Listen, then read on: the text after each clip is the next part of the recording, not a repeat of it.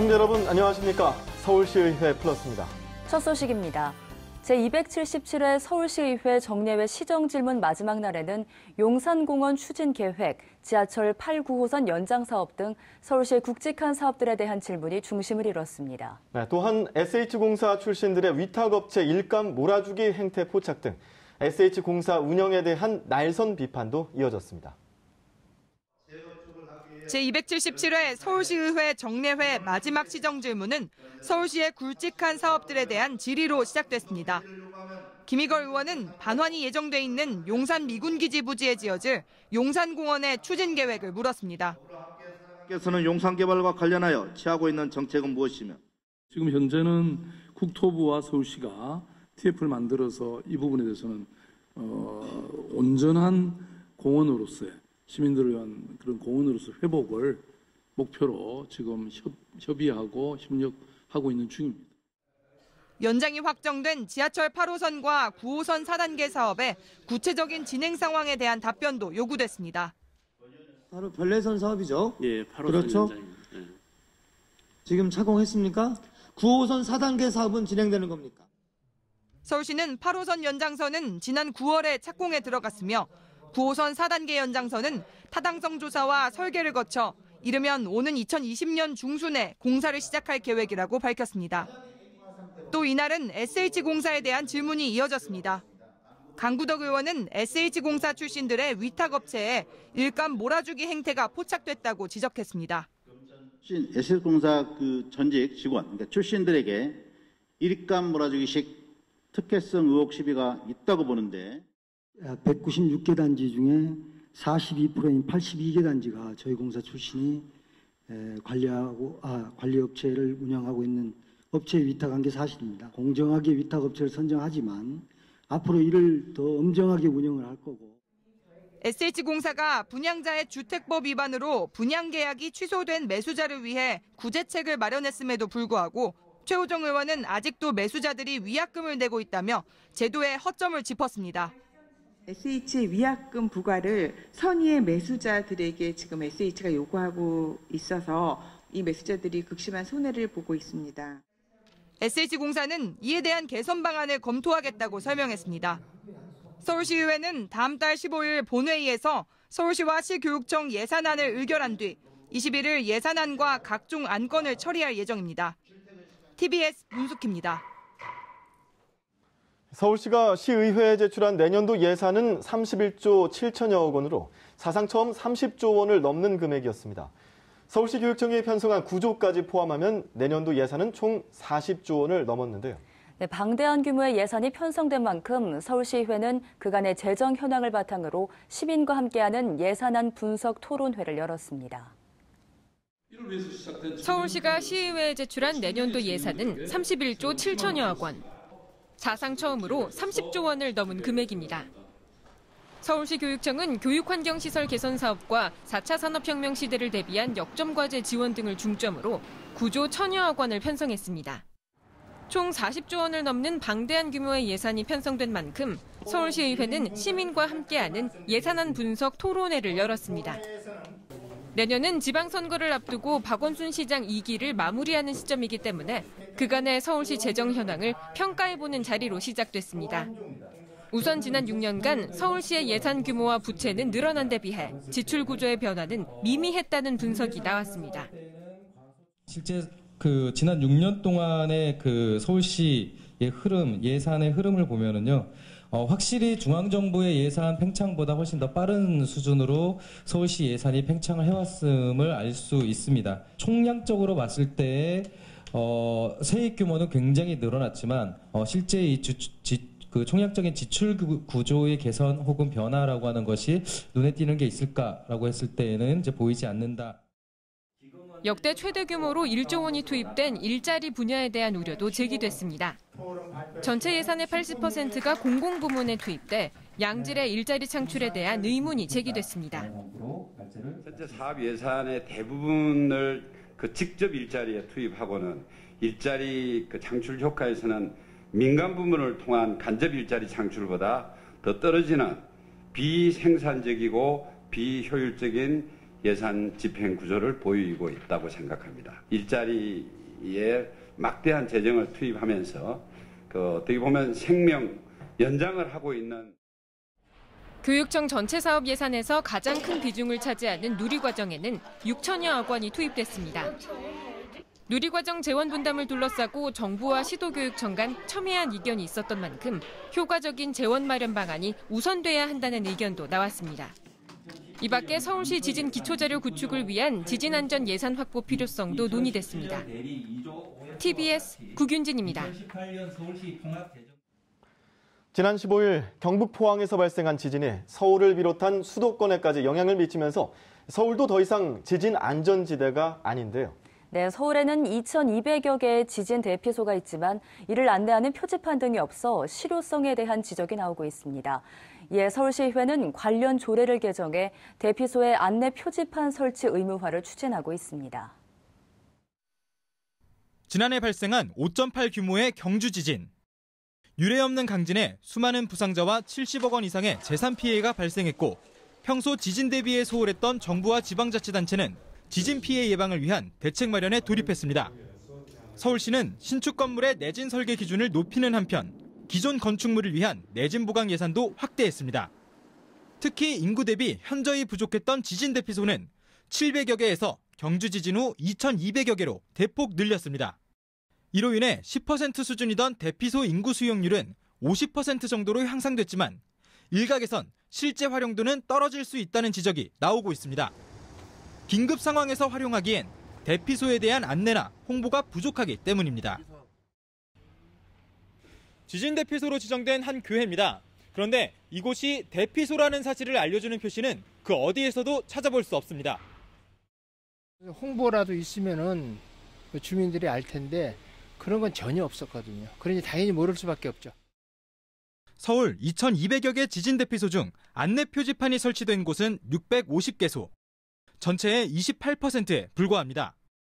서울시의회는 대피소의 실용성을 높이기 위해 안내 표지판 설치 의무화를 추진 중이라고 밝혔습니다. 여러 사람이 잘 볼 수 있는 장소에 지진 대피소를 간판을 설치해서 시민들이 지진이 발생했을 때 신속하게 대피소로 대피할 수 있도록. 현재 관련 조례 개정안은 상임위에서 만장일치로 의결돼 본회의에 상정된 상태입니다. 오는 12월 진행될 본회의에서도 통과하면 내년부터는 시내 모든 대피소에 안내 표지판 설치가 의무화됩니다. 시의회는 경주에 이은 포항 지진으로 시민의 불안감이 높아진 만큼 이번 조례 개정과 함께 서울의 지진 안전성 확보를 위한 지원을 지속적으로 이어가겠다고 말했습니다. TBS 김승환입니다.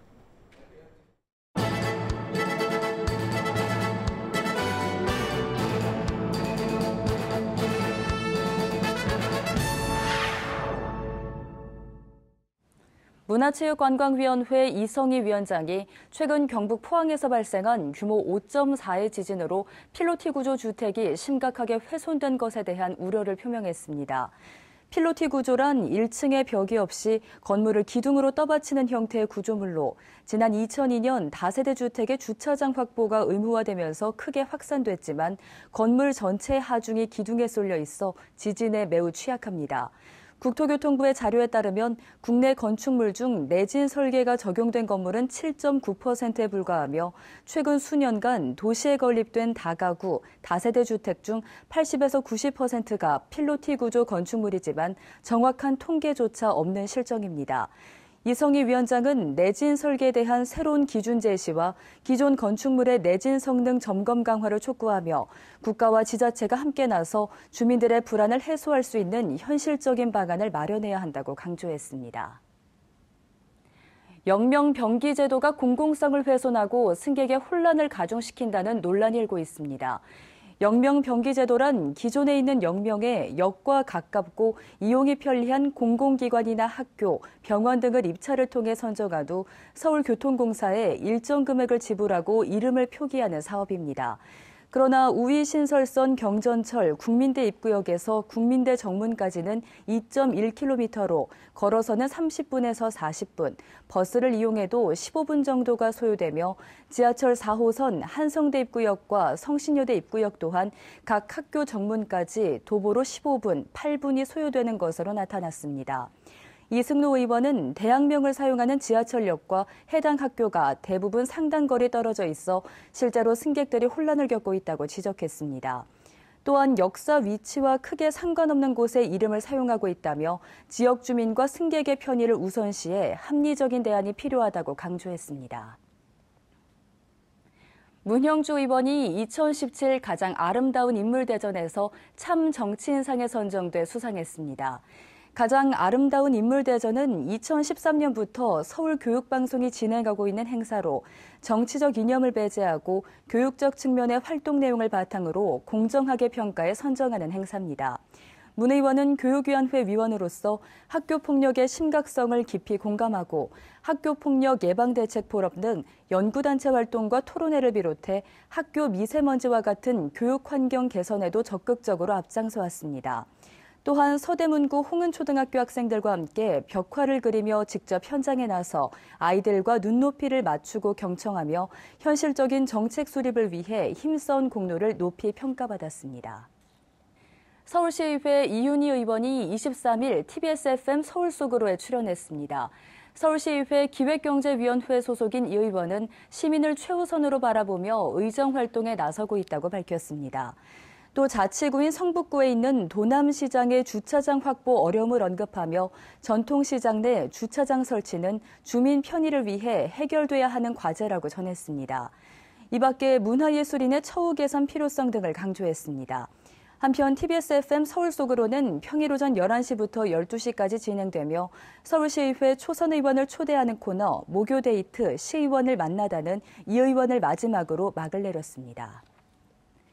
서울시의회 양준혁 의장이 첫 책을 내고 출판 기념회를 열었습니다. 20년을 지방의원으로 살아온 양 의장의 지방정치 보고서로 지방의원이 지역 주민들의 삶과 어떻게 관계하고 어떤 변화를 가져오는지 보여주고 있습니다. 특히 서울시의원으로서의 활동상을 비교적 상세하게 기록하고 있어 서울시의회 실상을 엿볼 수 있습니다. 내년 지방선거에서 강동구청장에 도전할 예정인 양 의장은 책 마지막 장에서 강동구의 미래를 위한 구상을 밝혔으며 앞으로 주민을 위한 강력한 서포터즈가 될 것이라고 밝혔습니다.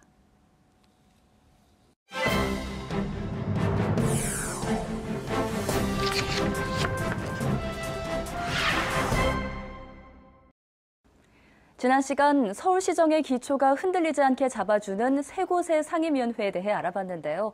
오늘은 시민들의 삶에 많은 영향을 끼치는 상임위원회에 대해 알아보겠습니다. 그 무엇보다 우리 생활에 큰 영향을 주는 상임위원회는 어떤 곳들인가요? 네, 바로 도시계획관리위원회와 교통위원회입니다. 말씀하신 대로 이 주거와 교통이야말로 생활과 가장 밀접하다고 할 수 있겠죠. 먼저 도시계획관리위원회인데요. 도시계획관리위원회는 시민들의 주거를 담당하고 있다고 보시면 될 것 같습니다. 도시재생본부와 도시계획국, 주택건축국, 지역발전본부, 그리고 도시공간개선단, 그리고 서울주택도시공사 등 6개 부서를 소관하고 있습니다. 또 그리고 서울시의 도시계획 수립과 조정, 그리고 공공주택이나 임대주택 건설 공급, 주거환경 개선 등에 관한 사항을 다루고 있습니다. 도시계획관리위원회는 제9대 의회 출범 이후 올해 10월을 기준으로 조례안, 동의안, 청원, 의견 청취안 등 총 258건의 안건을 심의하고 의결했는데요. 그중에 몇 가지 사례를 보면 서울특별시 공동체주택 활성화 지원 등에 대한 조례를 제정해 이웃과 함께 살아가는 주거 문화가 정착될 수 있도록 제도적 기반을 갖췄고요. 다음 조례로 서울특별시 서울도시건축 비엔날레 운영에 관한 조례를 제정하기도 했습니다. 이 조례 제정에 따라 지난 9월 개최된 서울도시건축 비엔날레는 앞으로 2년마다 정기적으로 개최될 수 있게 됐고요. 지난 9월 첫 개최를 시작으로 세계 각국의 전문가들이 모여서 미래 도시에 대한 고민을 나누는 장이 펼쳐졌죠. 또한 연령이나 성별, 장애 유무 등과 관계없이 모든 시민이 안전하고 편리하게 생활할 수 있도록 디자인하는 것을 유니버설 디자인이라고 하는데요. 또 장애인들이 장애물 없이 이동할 수 있도록 하는 디자인을 배리어 프리 디자인이라고 합니다. 이런 것들이 보편화될 수 있도록 서울특별시 유니버설 디자인 도시조정 기본조례를 제정해 서울시 생활환경 전반에 이런 장애가 없는 디자인이 실현될 수 있도록 했습니다. 네, 정부의 도시재생 움직임에 발맞춰 더욱 활발해질 서울시의 도시재생이 머지않아 차별 없는 도시 서울을 만들 것으로 기대가 되는데요. 그렇다면 교통위원회는 어떤 일을 하는 곳인가요? 네, 주거와 함께 또 시민들의 생활에 많은 영향을 끼치는 것이 바로 교통이 아닐까 싶은데요.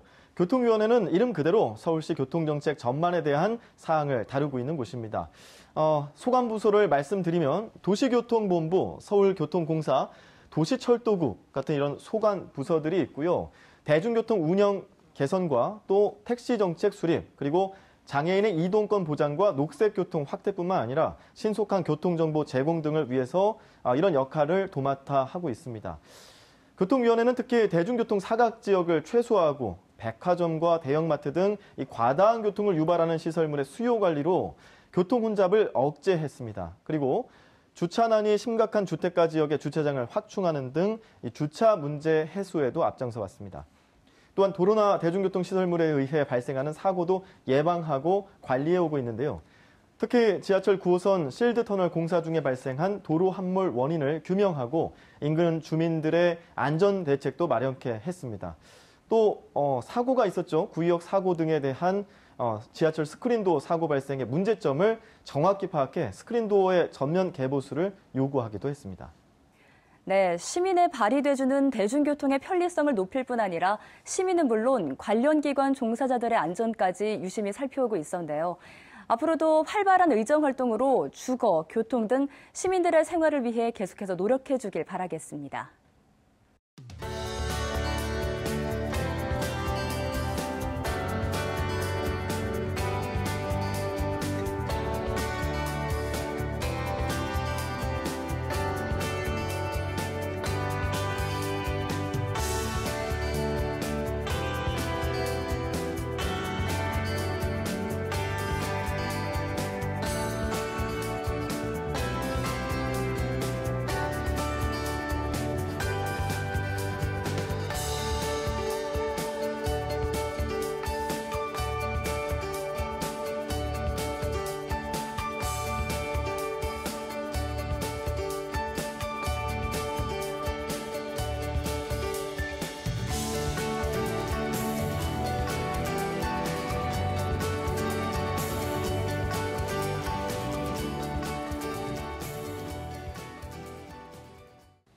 서울시의회 플러스 준비한 소식은 여기까지입니다.